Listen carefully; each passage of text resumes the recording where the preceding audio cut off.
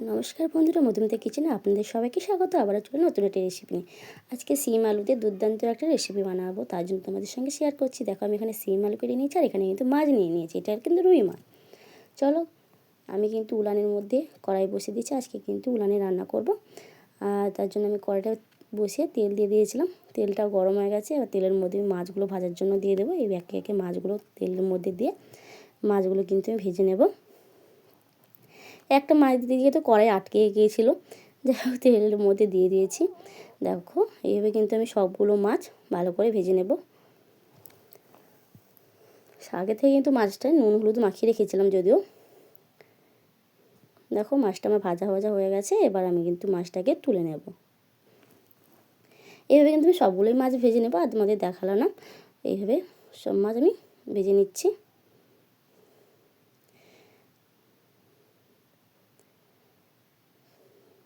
এবার তেলটা আমি একটু কমিয়ে নিলাম। কমানোর পর আমি আলুগুলো ভেজে নেব। এইভাবে কিন্তু লম্বা লম্বা করে আলুটা আমি কেটেছি। এবার আলুগুলো তেলের মধ্যে দিয়ে আলুটা ভালো করে ভেজে নেব।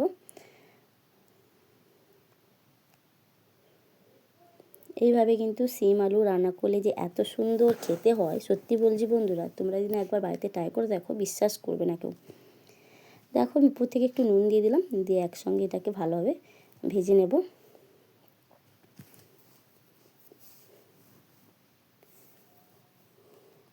আর কেউ স্কিপ করবে না, প্রথম থেকে শেষ পর্যন্ত দেখতে থাকো আমি কীভাবে রান্না করছি, কী করছি। দেখো, আলুগুলো আমার কিন্তু ভালোভাবে ভাজা হয়ে গেছে। এবার চলো আলুটাকে আমি তুলে নিই।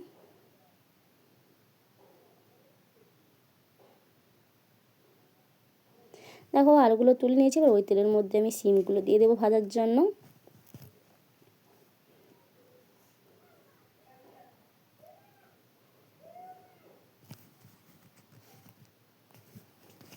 দেখো, সিমটাও দিয়ে আমি উপর থেকে একটু নুন দিয়ে এটাকে কিন্তু ভালো করে ভেজে নেব। সিমটাকে বেশ ভালো করে ভেজে নিতে হবে।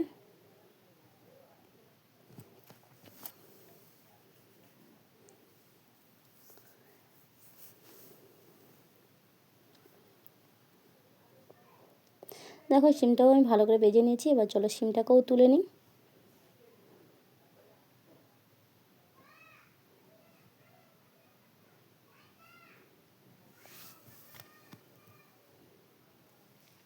এবার ওই তেলের মধ্যে আমি আর একটু তেল দিয়ে দেব। তেল দিয়ে রান্নাটা করব।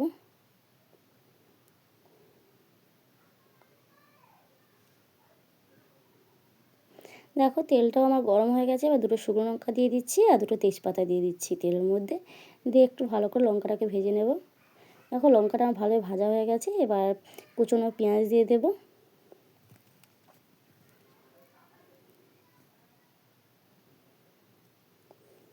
পেঁয়াজটা দিয়ে ভালো করে তেলের সঙ্গে মিশিয়ে ভেজে নেব।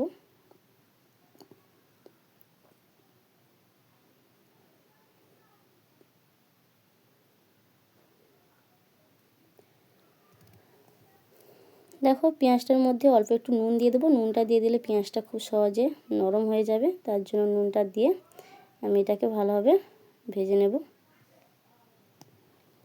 এবার আদা বাটা দিয়ে দেব। আদা বাটা দিয়ে আমি আবারও পেঁয়াজের সঙ্গে কষিয়ে নেব।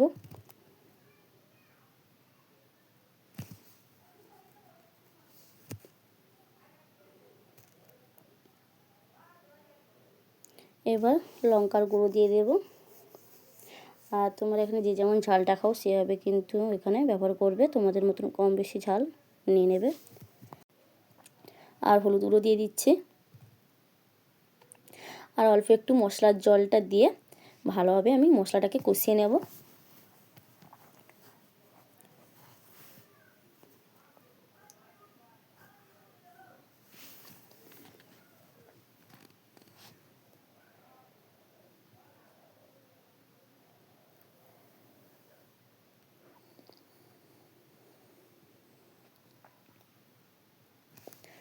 দেখো, মশলা থেকে আমার কিন্তু তেল ছেড়ে এসেছে। এবার আমি টমেটোটাও দিয়ে দেবো। টমেটোটা দিয়ে এভাবে ভালোভাবে আবারও কষিয়ে নেব।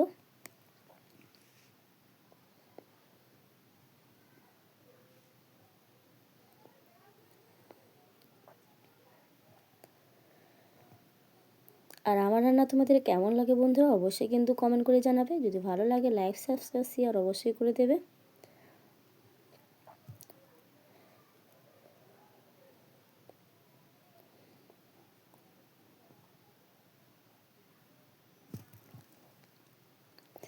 দেখো টমেটোটাও কষিয়ে নিয়েছি, এবার আমি জিরে গুঁড়ো দিয়ে দিচ্ছি।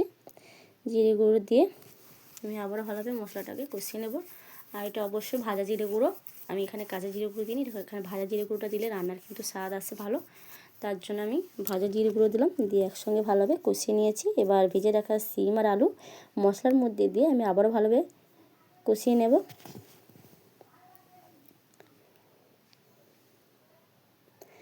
এইভাবে সিম আলু একবার রান্না করে দেখবে, সত্যি বলছি খেতে কিন্তু দারুণ লাগে।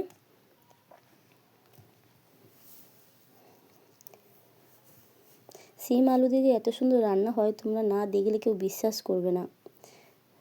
দেখো উপর থেকে আমি এবার ধনেপাতা দিয়ে দেব, দিয়ে আমি এটাকে আবারও কষিয়ে নেব। আর কষানোর সময় যদি ধনেপাতা দেওয়া হয় না, তাতে কিন্তু রান্নার স্বাদ আরও ভালো লাগে, খেতেও কিন্তু দারুণ লাগে।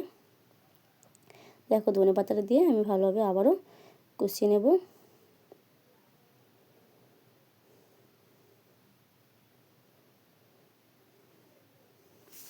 দেখো আমার কষানো হয়ে গেছে, এবার আমি জল দিয়ে দিচ্ছি। জল দিয়ে আমি ভালোভাবে সবজির সঙ্গে মিশিয়ে নেব।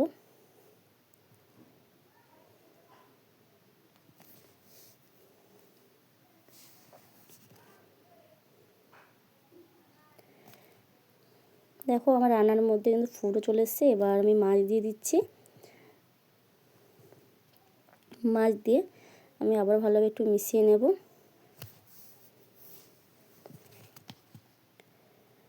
দেখো আমার রান্নাও কিন্তু হয়ে এসছে, এবার আমি তোমাদের ঢেলে দেখাবো। আর কেমন হলো বন্ধুরা অবশ্যই কিন্তু কমেন্ট করে জানাবে।